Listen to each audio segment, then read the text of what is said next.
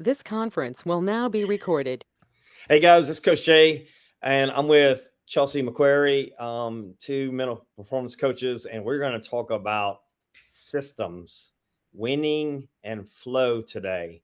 And so, Chelsea, I wanted just to kind of do a video that was more conversational and just kind of get your take on it.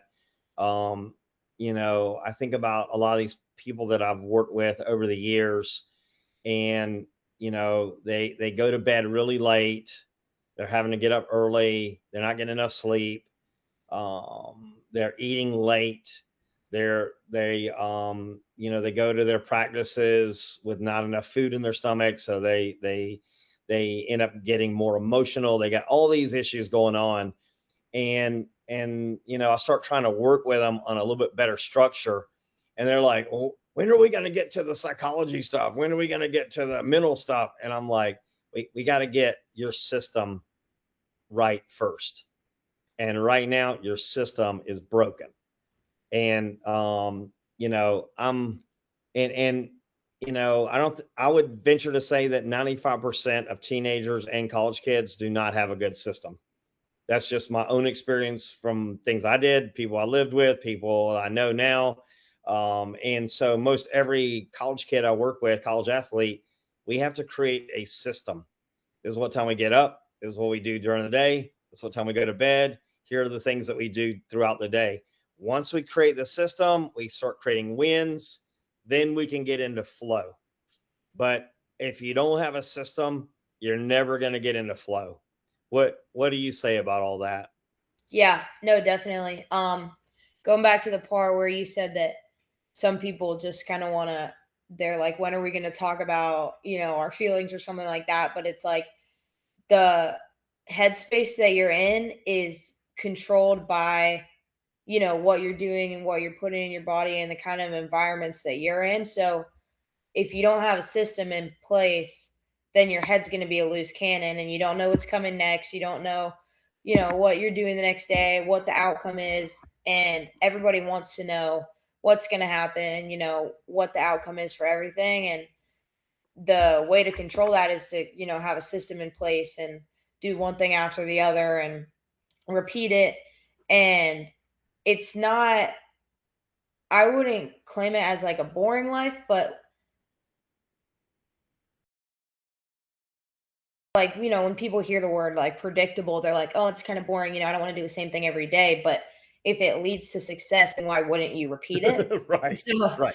I think that's kind of why, I mean, it's tried and true. If you look at every single college team, like I lived through it, they have a system in place and they get you to do the same thing every day at the same time and, the same training, they make you eat the same, like everything is constant. And every single university and every single team wouldn't be doing that if it's not tried and true and if it's not successful. And so Right. I think you can look at that and you can kind of try to make a way out of that because if all these teams are doing great things and they're producing great athletes, then it obviously works. So if you can do it on a, before you get there or in high school or even middle school and even past sports and everything, like, just on a day to day schedule, then it's already proven that successful people use it. So, Yeah, yeah, and same thing with the military. I mean, the military, right. everything's up early. It is a system throughout the day, training at specific hours. So, and then once you have a system, then you can create offshoots of it where operators, special teams, Navy SEALs, stuff like that. They learn to be able to adapt and do things in the middle of the night, all that kind of stuff. But I would say most high school kids and college kids, they're more driven by being entertained than they are by being in a system. And what I will tell you, working with over 1,200 athletes, is when they're in a system, they do better, they perform better, they got better stats, their mood is better, they do better in their sport. So I understand what you're saying about the boring part, but the reality is there's nothing boring about being the starting quarterback for a D1 school. There's nothing boring. If other people want to say, well, I want to go out on a Wednesday night, I want to go do this, you know, that that is something that you can do. But I can promise you, the people that I work with that are in a system, they get the benefits of their higher performance. They get to go on private boats. They get to go on, they just get to do things at golf courses and and just the notoriety and making more money and all those components that come with being system oriented, maybe a little bit more predictable. Yeah. Yeah, no, I definitely agree. Yeah. I think it's just like you have to kind of put some barriers and boundaries up, which is kind of hard in college, like what you were saying. Like those people, they're going to go out on a Wednesday night and they're going to have fun for 2 hours, and then they're going to be set back for the next 3 days, and they're not going to be able to do things. And if they're doing them, it's definitely not to the best of their abilities. And I mean, especially on a Wednesday, that's the dead middle of your week. Like you still have half of the week left. You're just kind of throwing that away if you think about it. And if you have, a system that you're used to doing, and you know that I have things on Thursday and Friday and the weekend coming up that like I can't really take those kind of actions, then it also helps to hold you accountable, and it's pushing you in a right direction in that kind of way too, so that you're not really getting into like worse things. And you're just, I guess it kind of makes you hold yourself more accountable too. Right. It Because does require some discipline. yeah, and you want to be successful, and all this leads to like a winning mentality, and it produces greater results. Like you'll play more, you'll win more, things like that. So it's like if you're doing this system, you obviously want to win and you want to be successful. So um things like that'll distract you are not going to get you there either. So it's honestly a win-win. The If you just kind of think about it with sports in general, let's just say the football programs out there. So when you break down the college football programs, you got your top quarter, 25%, that are winning the majority of their games. They're winning 65% or more of their games. So they're winning 8 games or more per season. Then you got your next group, they're winning like 6 games, somewhere around there. Then you got maybe it's thirds. So then you got then you got your bottom group who's winning 4 games or less.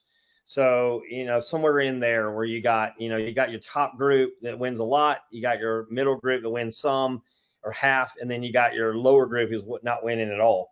For those people who are not winning or winning very rarely, once they start to lose, the dynamics change for the organization, from the coaches who think they're going to get fired to the players who think I'm part of a ship that's going down. It is trauma for the cheerleaders, for the administrators, for the fans. For It's the trauma. soldiers, for the yeah. We're not winning. We don't have to be Alabama or Ohio State, but we got to win more than 4 games a year for me to invest my time, my mental capacities to watching this. And I mean, this is my own journey. I know this story. I've been part of 11 win seasons, and I've been a part of 4 win seasons. And let me tell you, I sleep better in the 11 win seasons, and life is just better. Yeah. But I think that a lot of people do not understand that they come into a program, whatever the sport, they don't have a good system. They go to bed at different hours, 12 o'clock, 1 o'clock, playing video games, being on their phone all night. They come into it because they already got a bad system. So they're not getting the sleep. Then they go into a program that once they lose the first 3 games, everything goes negative. Everything goes into panic mode. The coaches are not able to mentally handle it because they're now worried about their jobs. the players start to bail on each other. Like this whole program, it just starts to go down. And, I work with a lot of athletes that are coming out of programs where programs going down and it's going down fast and it's traumatic. And I had a baseball guy, one of my baseball college guys was telling me the other day, he was on a program like that this past year, and they were at an away game. The game lasted a long time, like 3 hours or something. They got beat like 11-2. After the game was over, the head coach sat there and talked to them for a full hour about what they did wrong. They couldn't hit, they couldn't pitch, they couldn't field. Like he went through everything for a full hour, and they still had a 4-hour drive home. So they didn't even get home till 2:30 in the morning. And the coach is keeping them at the ballpark at where they just got smoked. They're sitting there, they're still burning from the game. And then he's given a 1-hour play by play what just happened. And they all, they're like, we just went through this. Yeah. Like, do you not think that so I think that these coaches, they don't even really understand that by doing that, and then they still got a 4-hour ride home, he's totally traumatized and he's beating down the psyche of every guy on that team. And you're not going to win the next one either, or probably the next one. No. Until there's a break along the way. But what do you say about that whole component too? Yeah, so that obviously not good. A lot of coaches do that, like a lot. Because they'll think that it's helping. They are like, let me tell the guys what they're doing wrong, even though they just lived it, and they're probably already. As an athlete, you always want to be successful. So if you make a mistake, you're harping on that mistake and it's replaying in your head and you're wondering, why did that happen? Why, what can I do? So that's already going on in your head. And then you're upset about it. And then your coach is throwing it on you. And the worst part about that too is that you're thinking about your mistake. But now when he says it out loud, now he's showing everybody else that you made that mistake. So then you're thinking, oh my gosh, now everyone's thinking about the mistake I made. And now your head is just spinning. And then what do? You have to ride on the bus for 4 hours. Like, that's not good. And so all those things just kind of are piling up on you. And the coach is really just rubbing salt on the wound at this point, because you know what happened. Like, your team knows what happened. Your coach knows what happened. But he feels like he has to do something about it, which at the end of the day would be so much better if, they just they just let that game be in the past. They came to practice. And if I were a coach, I think the best course of action would be, let the players go home. They need to decompress from the game. And then the next day at practice, I come in with a list of things that could help us, like if this person made this mistake, instead of calling them out and screaming at them, because that's not going to help, find drills that'll help them so that they won't make that mistake again. And instead of pinpointing like, oh, you did this bad, just at practice, everybody runs some drills. You're not singling anybody out. And then they fix that. And then that's that. Instead of, harping on them and causing a scene and everything like that. And then also that ruins the system too, because then the kids aren't getting home till 2 a.m. They still have to go to bed so that they can get 8 hours of sleep. And you don't know what time they need to wake up in the morning. So then it shifts their schedule in that too. So it's definitely not a good thing.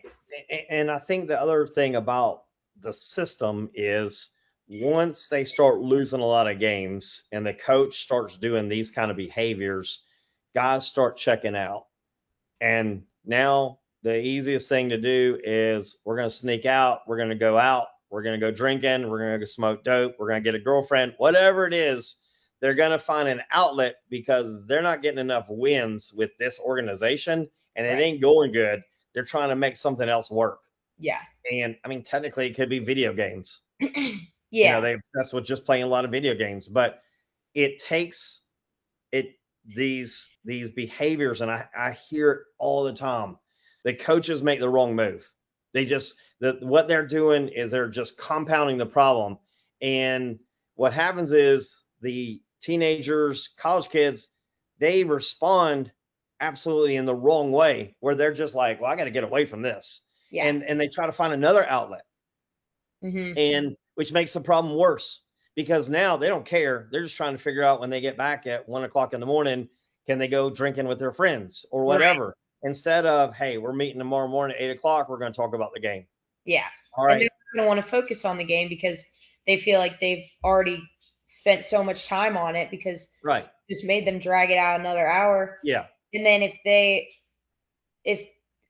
their coach is yelling at them, they're not going to like their coach. They're going to lose respect for him. So they're Right. not want to do their best for him.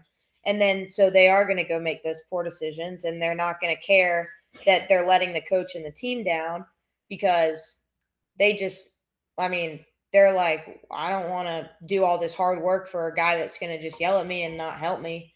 So Right. it's definitely a ripple effect. Yeah. Then they break the relationship with the coach. The coach Mhm. isn't talking to them anyway. Now nobody's talking to each other. It's adversarial relationship, and we're done. I mean, you're not going to win many games. You don't have a system. I would say 50% of the teams beat themselves. Yeah. You know, most of these teams, they never hit their potential. They just don't. They all these outside noises, poor management by coaches. I think the coaches do pretty good with game design, a lot of the drills, practices, and that kind of stuff. But I think psychologically, they don't manage it the right way. No. And if it weren't for poor coaching, I would probably lose half my business, because these coaches just do, they just do a lot of things the wrong way. Yeah. All right. So what's your take on the whole AI thing coming into the whole coaching world?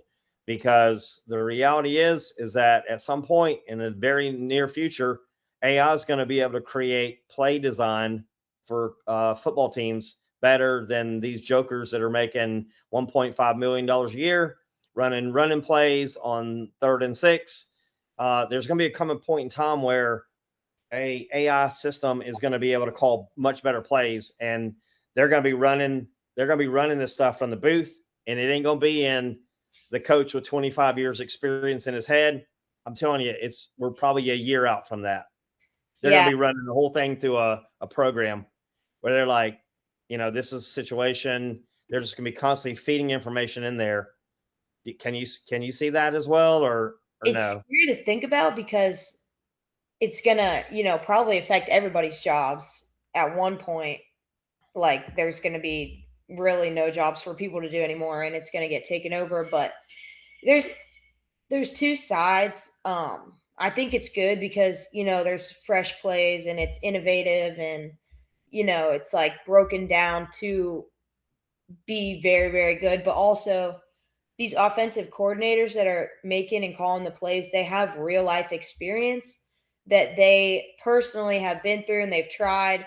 And these guys have been working, they've probably played for 20 years and then they've ran it for 20 years. So they have just a lot of like insight on what really works and what doesn't. And with AI, you can't really, like, they have no experience. Yes, they know everything in the world, but like they don't understand how it feels to be down there on a field and for the quarterback to have to make a decision and for the receivers to have to fight off the defenders. Like they can probably calculate that with like whatever Well, information on the it internet, will but it will take a feeding. They'll have to feed the system on plays, on 3rd down and 6th, and but with the way that it's just grabbing up the data, they can get that information in there. I mean, every game is it's recorded on TV.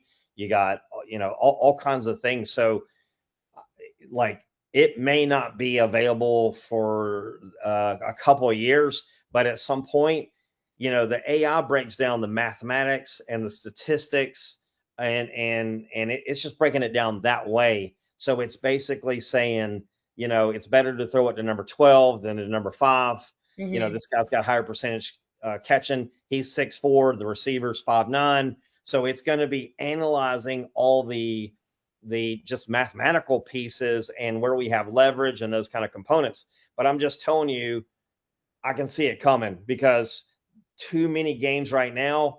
I'm watching the offensive coordinator and I'm thinking to myself, why would he call that play on 3rd and 6? It Yeah. didn't work the previous 2 times. Like, this is not, it doesn't matter that he played in college. It doesn't matter that he's been coaching for 25 years.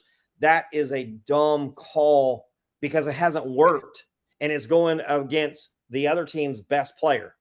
Like, you can't run your a play that's got 20% chance of success on a 3rd and 6 when you're down by 14 points. No. And it happens every single day on some It's tough. football field. I mean, you know, in the Absolutely. fall. Yeah. No, it does. It definitely does. Um, yeah, that's just like I mean, they I know you've are seen it. smart, I know you've seen it, you know. unfortunately. They are like AI is definitely smarter than us, unfortunately. I use it all the time. Like it helps me. It's great. And that is scary to think about. I think I just don't really want to think about like that, but Yeah. yeah, they I think sometimes also like the offensive coordinators can get a little bit like, call plays that they probably shouldn't just because they know that their name's on it and they're looking out for them and they want to like, develop this crazy play that everybody's going to talk about, or they want to be the one to like put this risk out there and make that decision so that people talk about them. And when it's infiltrated through AI, then it's like, AI is not trying to impress anybody. Right, They're right. It's just math. It's just Yeah, they're math and just stats. scientifically exactly what is the best play to call in this exact situation. And so it is a huge benefit because they're really not looking for, you know, to gloat about anything. The next wave of sports, in my opinion, the next thing that's really happening is outside of just more mental performance coaches being on staffs and on working with teams is I definitely think the analytics part of sports is going to be significantly bigger part in 5 years from now than it is right now. And even with my own clients, I have a tennis client. I really had to push the parents really hard to get the analytics from tournaments and things like that. Because if I see the analytics, I know what we got to work on. I see what, what's right, what's wrong. And I will tell you from just studying football, college football for 20 years, um, I have a lot of these coaches, they don't know the analytics. They don't know the analytics of a game. And I was at, I was one of my first times I ever went to a game as a journalist was I went to the Clemson Alabama game at the Georgia Dome. Tommy Bowden was the coach, and it was right when Nick Saban had just started working at Alabama, Yeah. and it was in the Georgia Dome, so it was an enclosed place, and the Alabama fans were so obnoxious. So they booed when Clemson came out. They just hated on Clemson the whole time. But in that game, Clemson had 2 guys that were running backs, and they both went NFL. Uh, Thunder and Lightning is, I think, what they called them. I think it was CJ Spiller. Can't remember who the other guy was, but these guys are total studs. And at the post game press conference, this guy Phil Kornblut that lives in Columbia, he covers the Gamecocks and Clemson, and he's a reporter. He knows sports. He Mhm. asked Clemson coach Tommy Bowden. He said, "Coach, do you know how many yards your 2 stud running backs had in the second half?" And he goes, "No, I don't." And he goes, "They had 0 yards." And that was the beginning of the end for Tommy Bowden. That moment, because basically what happened was Alabama deceptively made it look like they were going to stop the run. So Mhm. Clemson just kept passing the ball. They just kept passing the ball. But Alabama did beat Clemson, and it was a game that should have been like 50-50. It could have gone either way, but Yeah. Alabama beat them pretty bad. Mm. And when Tommy Bowden did not know that his running backs did not have the ball, at all the second half, that was everybody in the room was like, really? Yeah. Like and as you know, at the end of the quarter, they come out with the sheets that say this is how many yards you have running, passing, 1 for 3 on third downs. They give them the whole stats. Yeah. But he didn't even know that. And I'm just talking about that because I happen to be sitting right there 10 feet away from him. And I remember when he realized that he didn't know that information, he was embarrassed by it. But Yeah. that was the beginning of the end for him. It was not very much longer. And then, because that was the first game of the season, and I think Tommy Bowden got let go later that season, and that's when Dabo came in. But they don't know as much as they want to make you think they do. And it could have happened to half the guys out there right now. Yeah. But what I'm telling you is, it's again, at the end of the day, it's about stats and math, getting the ball to the best players, big plays, not turning the ball over. They try to make it about all this other stuff about, they try to, we're managing the game, all the stuff. And I'm not taking anything away from that. But a lot of times they can't even get the damn play call in a time enough for the guy to get the call off. Offensive line and blocking, you got all kinds of crazy stuff going on. But to me, it's totally inexcusable for a head coach not to realize what's going on out there. And he didn't. And I can tell you from some other coaches this past year in the SEC, they didn't know those numbers either. And that's crazy. It doesn't make any sense. Yeah. It doesn't make any sense. Both those guys went on the NFL too. Not to give them the ball. They only had it was less than 100 yards between the two of them for the whole game. And you're just like, yeah. And so, but I mean, that game might have been before you were even born. I'm not sure. It might have been shortly after, but I mean, stats are proof. They're literally proof. Like, you don't have a lot of proof when it comes to winning a game just because it's hard to manage everything. But if you look at stats are literal proof. So it can tell you what's going to happen. You can't argue with them. No. Yeah. It's exactly what happens. And it's not an opinion and it's not anything like that. Yeah. Yeah. So that should be your sole focus on. It's your metric throughout the game. Well, and I know one team in particular last year in the SEC where they were only getting 2 yards per carry, but they were passing every time they passed the ball, they're getting 8 to 12 yards. They're getting a lot of yardage, but it was 50-50. And they just kept running, and they never got a big play off of any of the running. It was just 2 yards. And it's just like, dude, at what point? Well, we got to keep it balanced. No, you don't. You gotta move the ball, and you gotta score. And I'm telling you that there's gonna be a whole nother group of younger guys that when they were in college, they weren't freaking studying PE. They were studying math and statistics and analytics. Yeah. And when you do see that out there, the teams always are doing amazing things, but they don't trust it enough. They want more there. Well, he didn't play in college. He didn't play in the pros. And you hear some of that kind of stuff. And it's just like, dude, this is about winning a game. And if we can figure out how to win it, we got to be smart about this. It's about time and space. It's about, a lot of it's about math. Yeah, I agree. And I mean, if it's like with the example you used with the getting 2 yards versus getting 8 to 12 yards, if it's not working, don't use it. And if you are doing something else that works, use that. So it's like, and I think that's what AI would kind of do is they'd look at the 2 yard gain and they'd look at a 12 yard gain and they'd be like, well, clearly, 12 is a bigger number than 2. So use that. And it's like, it's that simple, but people try to complicate it and break it down too much. And it's like, it's just proof that if that works, use that. So, well, what a lot of teams will say is, well, we wanted to have a balanced attack. And I'm like, well, it's not balanced. Your offensive line is not getting any kind of push on their defensive line. So we're not able to block them. We can pass block. So why would we just not do that? And it's just but a lot of this is just coaches they get into it. It gets emotional. It gets, they start to lose. They're at somebody else's place. These environments are very, they're chaotic. Yeah. It's hard for them to think.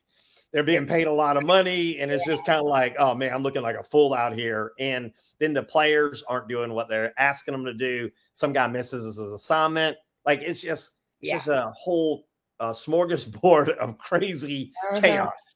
But you've been there, you've seen it right there, up close and personal, where you think your team's coming in, they're going to beat this other team badly, and then you leave, and it's just like, what just happened?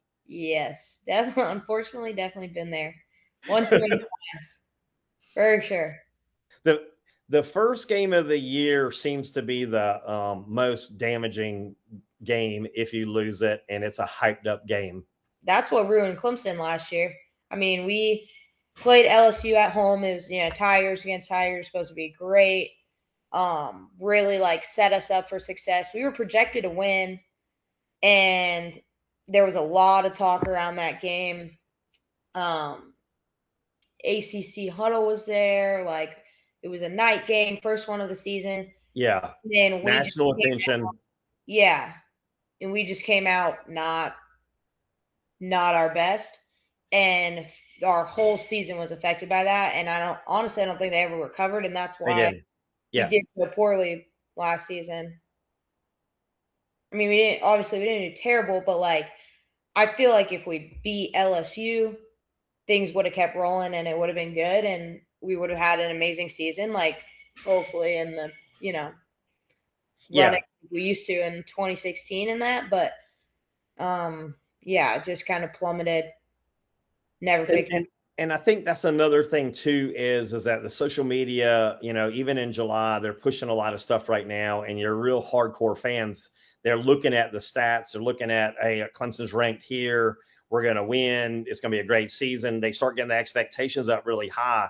And if that first game does not go great, then everybody's like, well, I guess maybe next year or whatever. And they immediately, we're not what we thought we were. And it's really, no, we didn't do what we needed to do in that game.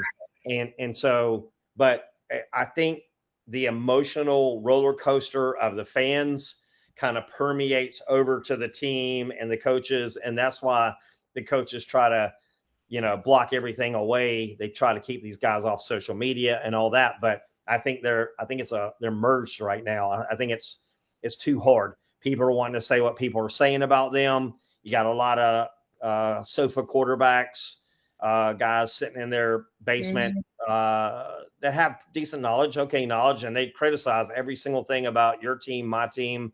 They're going to find something to criticize, and you can't pay attention to that stuff. No. So anyway, I think it's a good discussion. I mean, I think that the system, if you know a person's system, you kind of know their success. And if they don't have a system, they're probably not reaching their potential, and they're probably underperforming and underachieving. And that's why you see in college that like the upperclassmen play more than the underclassmen because they haven't been acclimated to the system yet. Right. The juniors and seniors, they've been doing this system for 2 to 3 years now, and they understand it and they understand the value and the why, and they're really just integrated into that system. And the freshmen and sophomore, they're coming in and they haven't been doing a system at all, probably at home. And then now they're just now getting into it. They're not even in the groove of it yet.